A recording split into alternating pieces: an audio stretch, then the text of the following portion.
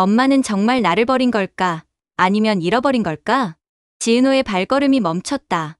외부 미팅을 마치고 사무실로 향하던 길, 전봇대에 붙은 실종아동 전단지가 눈에 들어왔다. 바래진 종이, 흐릿해진 사진.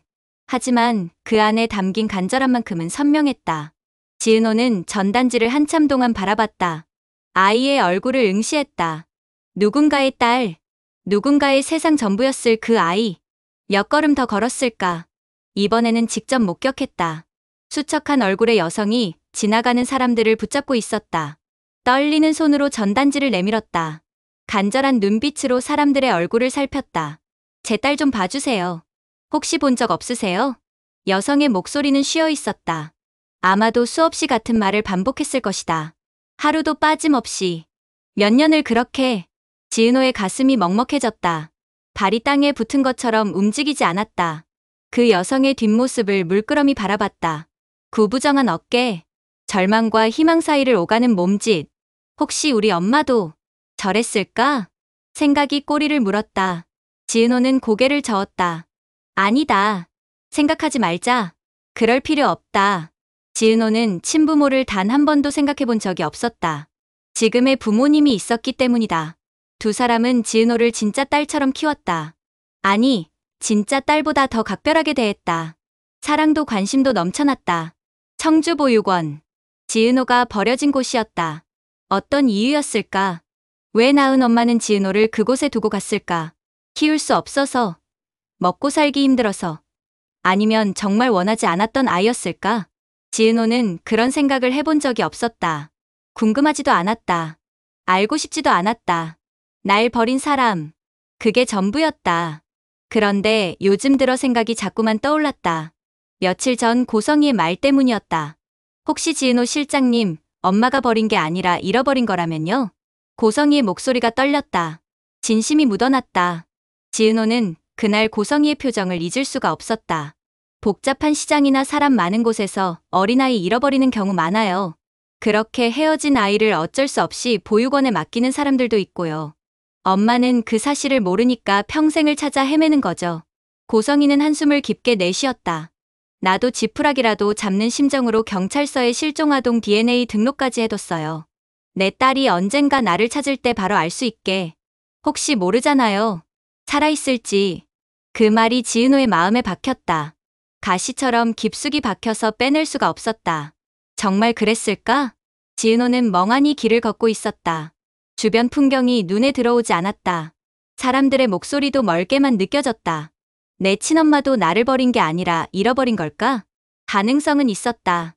아주 작은 가능성이지만 어쩌면 지금도 어딘가에서 지은호를 찾고 있을지도 몰랐다. 그 수척한 여성처럼 전단지를 들고 거리를 헤매고 있을지도. 발걸음을 옮기는데 눈앞에 건물이 하나 보였다. 경찰서였다. 지은호는 멈춰섰다.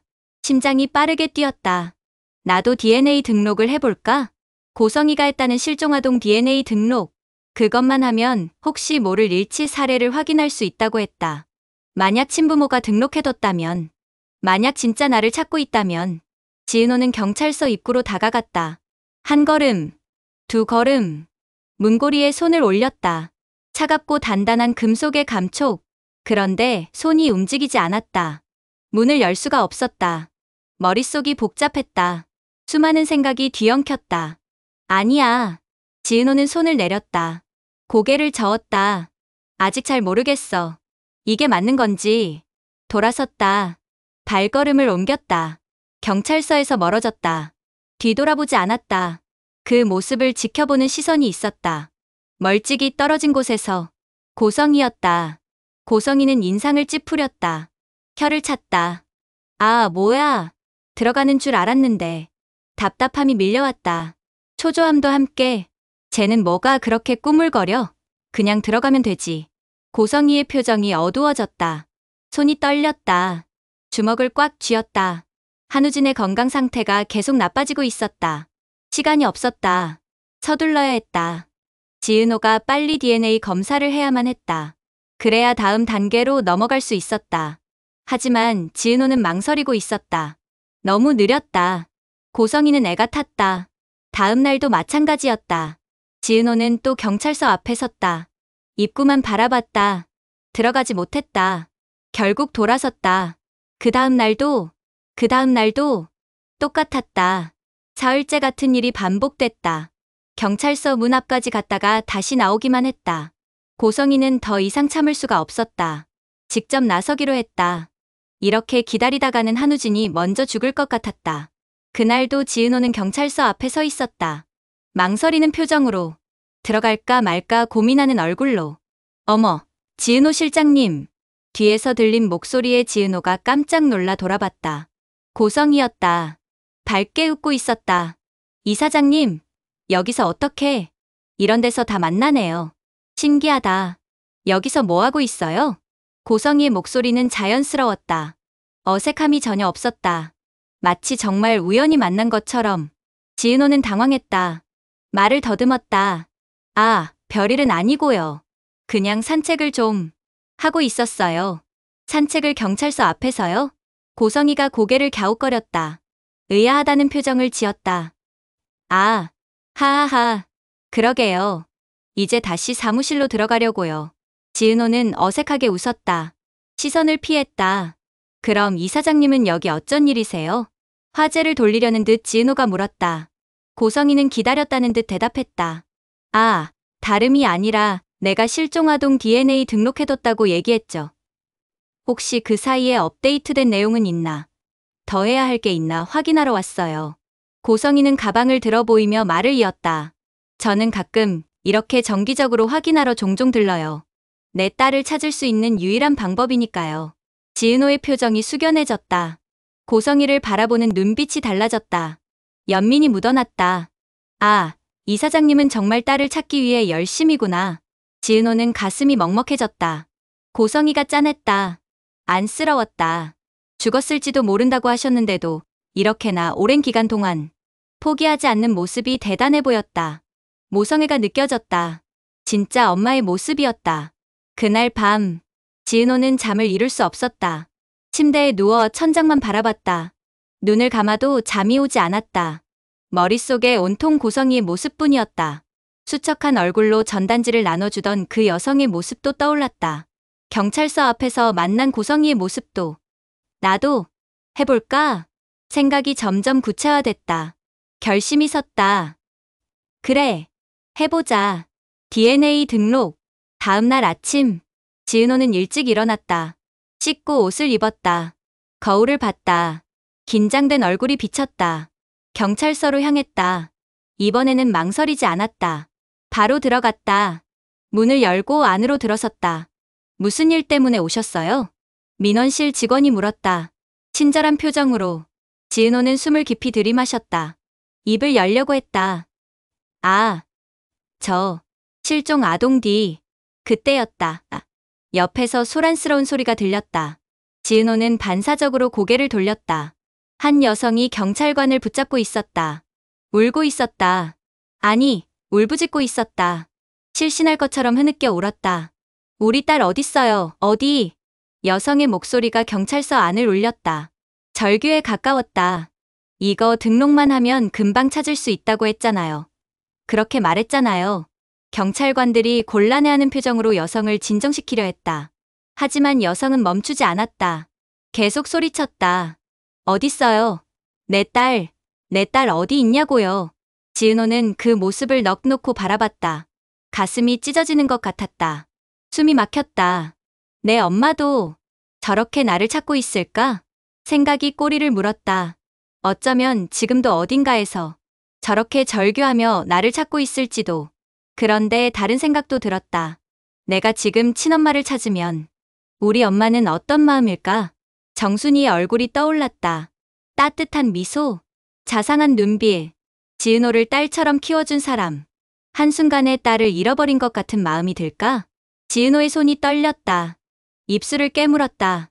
눈시울이 뜨거워졌다. 어쨌든 지금 내 엄마는 정순이다. 그게 진실이었다.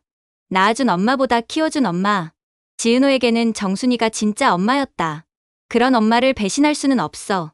지은호는 눈물을 닦았다. 고개를 저었다. 민원실 직원을 향해 말했다. 죄송해요. 다음에 다시 올게요. 돌아섰다. 경찰서를 나섰다. 밖으로 나왔다. 햇빛이 눈부셨다. 눈물 때문인지 더 부셨다.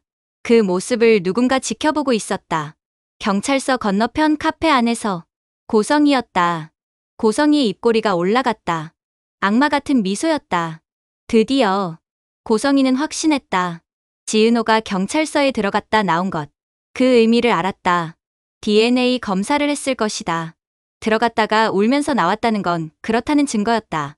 이제 결과만 나오면 돼. 고성이는 핸드폰을 꺼냈다. 달력을 확인했다. 며칠 후면 결과가 나올 것이다. 그때 지은호를 만나야 했다. 며칠이 흘렀다.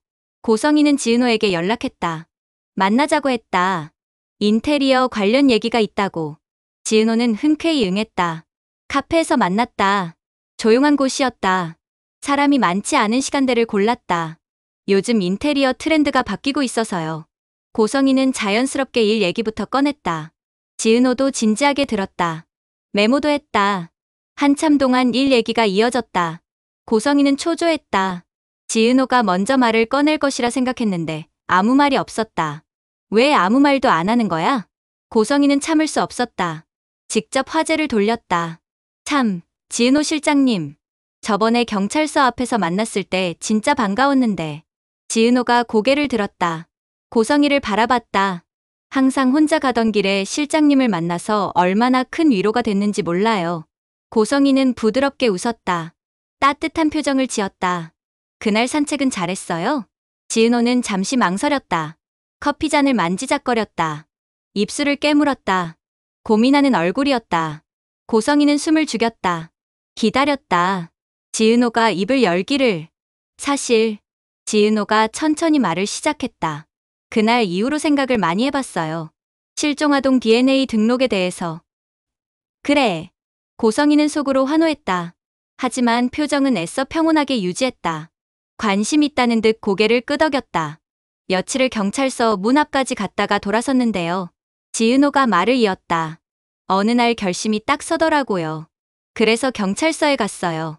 고성이의 심장이 빠르게 뛰었다. 손이 떨렸다. 테이블 아래에서 주먹을 꽉 쥐었다. 갔는데요. 지은호가 잠시 말을 멈췄다. 한숨을 쉬었다. 등록 했어요? 고성이가 물었다. 목소리를 최대한 부드럽게 유지하려 애썼다. 지은호는 고개를 저었다. 결국 못했어요. 네. 뭐라고요? 고성이의 표정이 순간적으로 일그러졌다. 눈이 커졌다.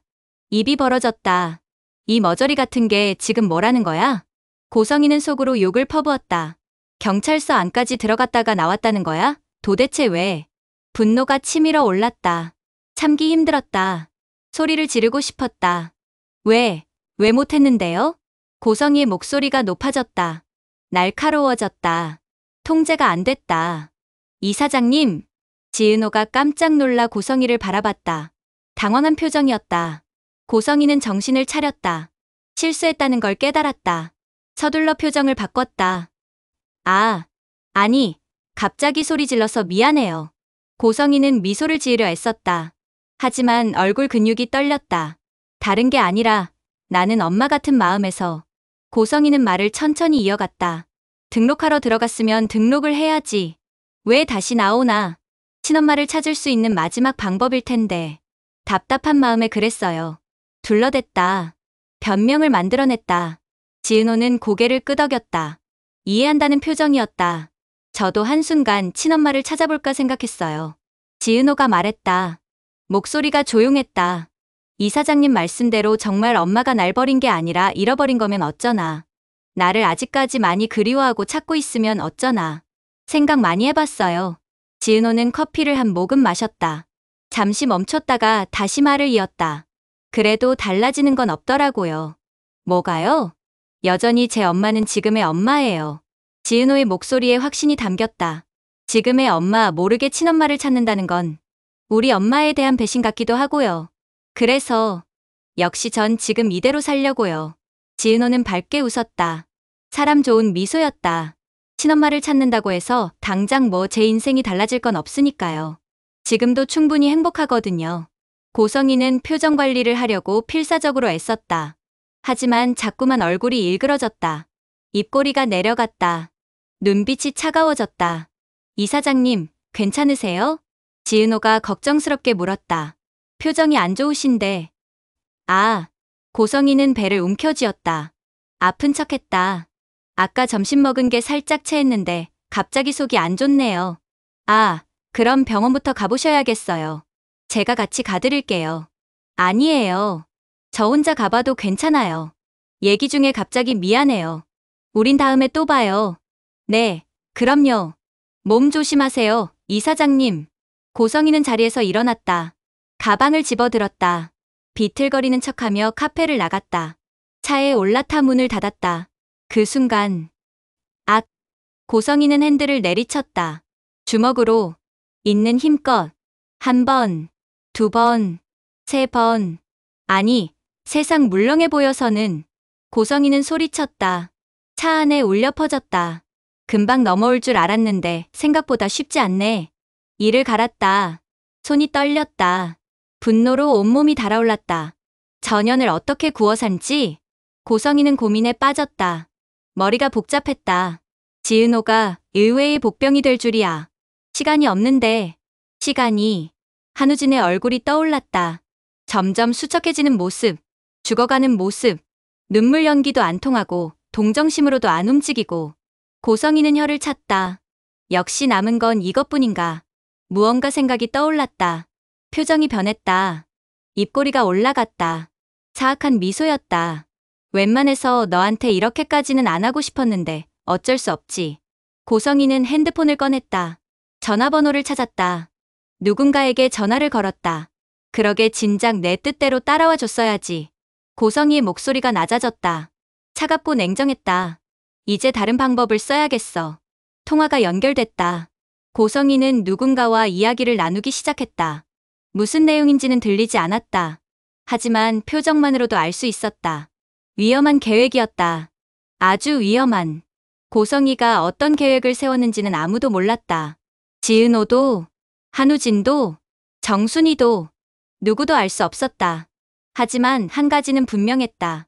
고성이가 어디까지 할 수 있는 사람인지 과거를 돌아보면 알 수 있었다. 고성이는 목적을 위해 수단을 가리지 않는 사람이었다. 자신이 원하는 것을 얻기 위해서라면 무엇이든 했다. 사람을 속이는 것쯤은 아무렇지도 않았다. 거짓말을 밥 먹듯이 했다. 눈물도 자유자재로 흘렸다. 동정심을 이용했다. 사람들의 약점을 파고들었다. 더 나아가 사람을 해치는 것도 서슴지 않았다. 방해가 되는 사람은 제거했다. 냉정하게, 철저하게, 자신이 설계한 높은 위치, 그곳까지 오르기 위해 고성이는 무엇이든 했다. 사람 하나 죽이는 일쯤은 별것 아니었다. 양심의 가책, 그런 건 느껴본 적도 없었다. 한우진의 생명을 구한다는 명분, 아들을 살린다는 이유, 그 뒤에 숨어서 고성이는 또다시 무언가를 계획하고 있었다. 지은호의 간, 그것만 있으면 한우진이 살 수 있었다. 고성이에게는 그것만이 중요했다. 지은호라는 사람이 어떻게 되든 상관없었다. 아니, 어쩌면 처음부터 지은호를 사람으로 보지 않았는지도 몰랐다. 그저 한우진을 살릴 수 있는 도구, 부품, 그 이상도 이하도 아니었다. 정말로 고성이는 지은호의 간을 차지하기 위해 어디까지 할 수 있을까? 그 답은 곧 드러날 것이었다. 아주 끔찍한 방식으로.